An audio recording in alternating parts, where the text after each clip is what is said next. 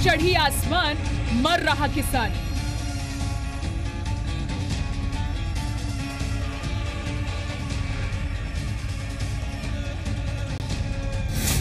आठ राज्यों में किसान आंदोलन का सियासी सच।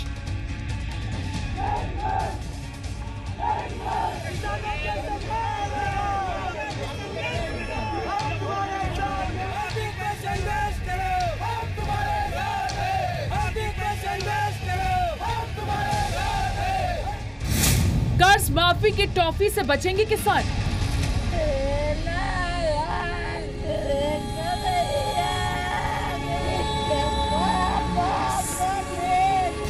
आज किसान, कल हिंदुस्तान कहेगा कर्ज माफ।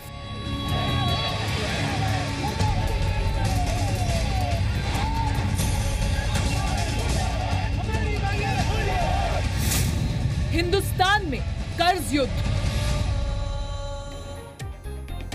नमस्कार, जी न्यूज देख रहे हैं आप। मैं हूं आपके साथ अदिति अवस्थी। मध्य प्रदेश में किसान आंदोलन की जो आग बुझती सी लग रही थी, आज वो फिर से भड़क उठी।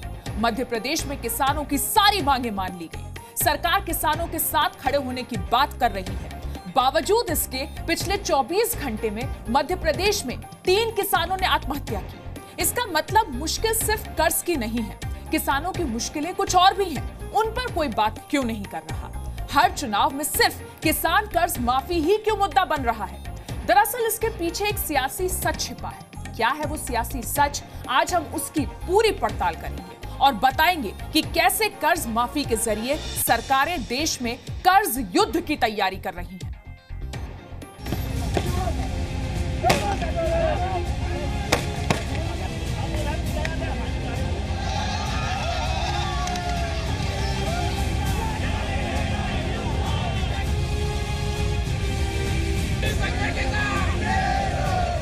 देश के कई बड़े राज्यों में इस वक्त किसान खेतों में नहीं सड़कों पर है, अपनी मांगों को लेकर।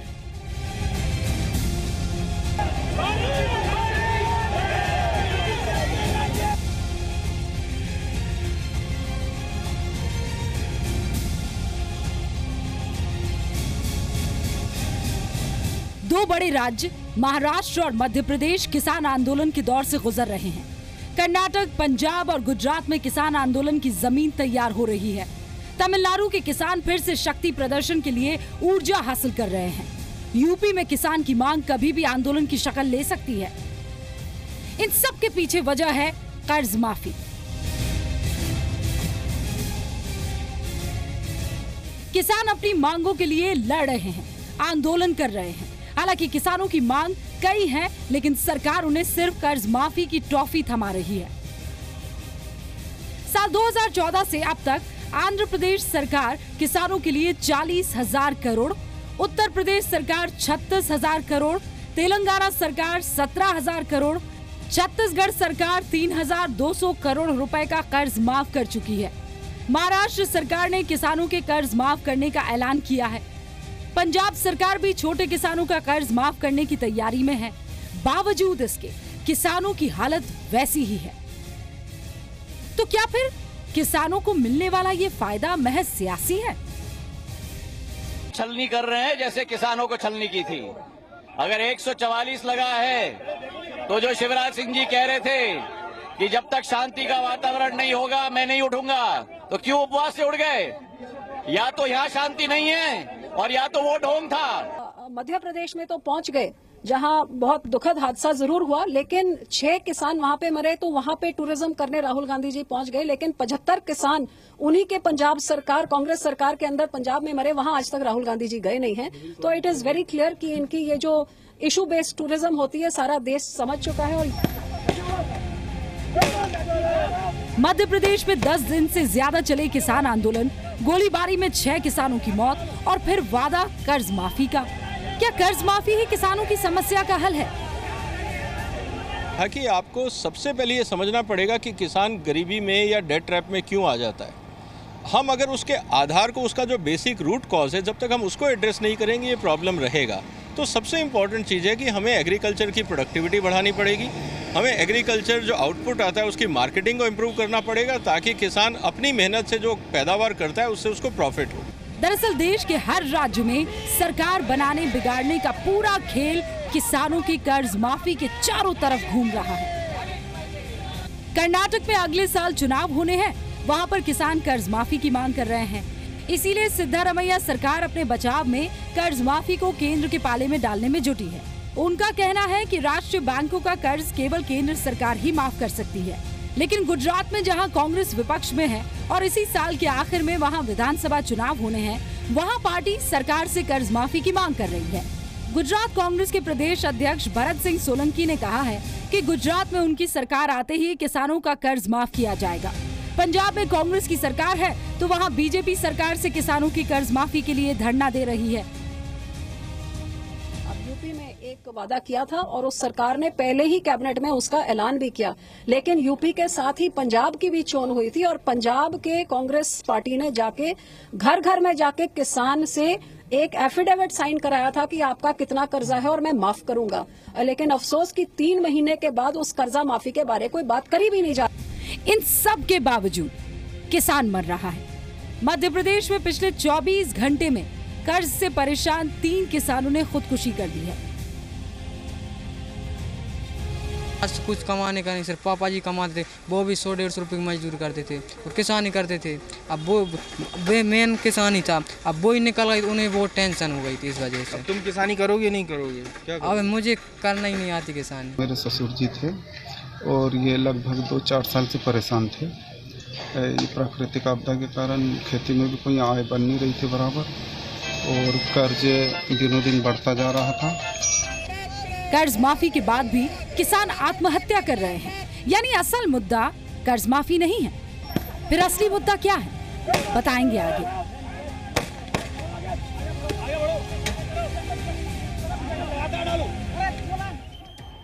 दरअसल अगर आपके ऊपर 1000 रुपए का कर्ज है, वो आपने चुका दिया, तो क्या आपकी मुश्किल खत्म हो गई?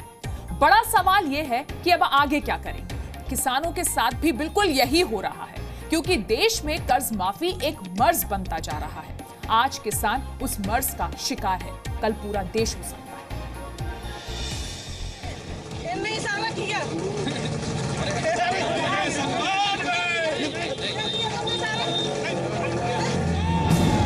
मध्य प्रदेश में किसान जान दे रहे हैं और नेता पुलिस वालों को पीट रहे हैं।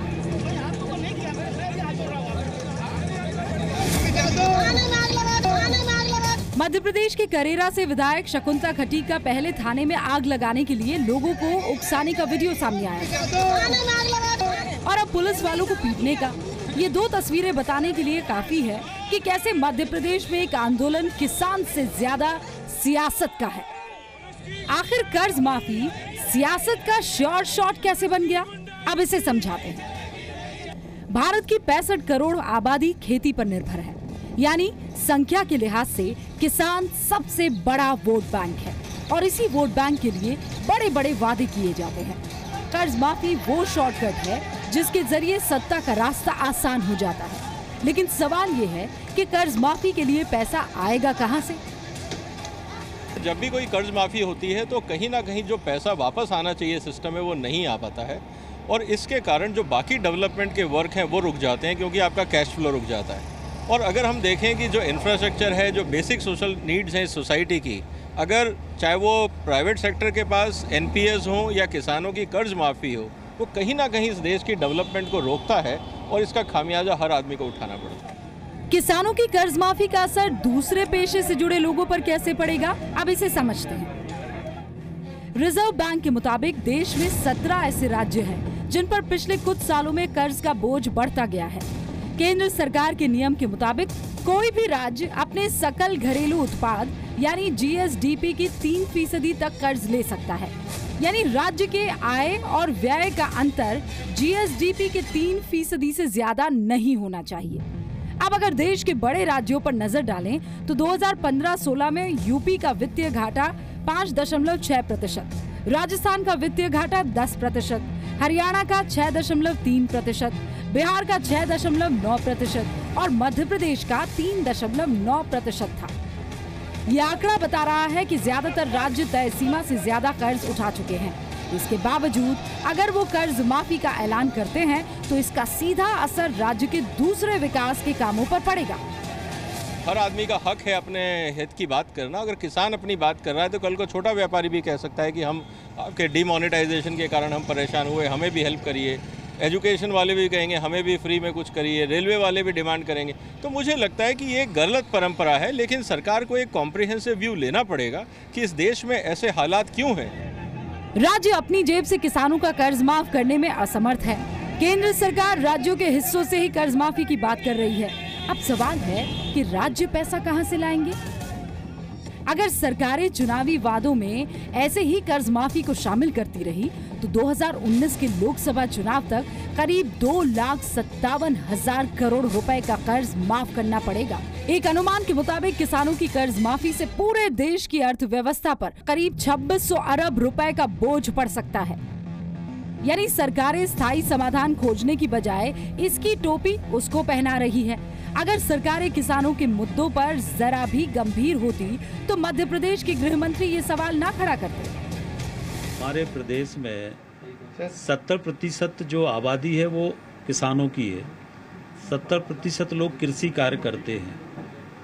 अगर कोई किसान कृषि कार्य के नाते आत्महत्या करता है तो ये जरूरी नहीं है कि वो कृषि में कर्जे के कारण आत्महत्या कर रहा है। ना जो मार्च तक के जो फिगर थे उसमें कृषि कर्ज के कारण कुल 4 किसानों ने आत्महत्या मार्च तक की। और ये बंटवारा ऐसे ही होता रहा तो हिंदुस्तान में कर्ज युद्ध दूर नहीं है। ब्यूरो रिपोर्ट, जी मीडिया।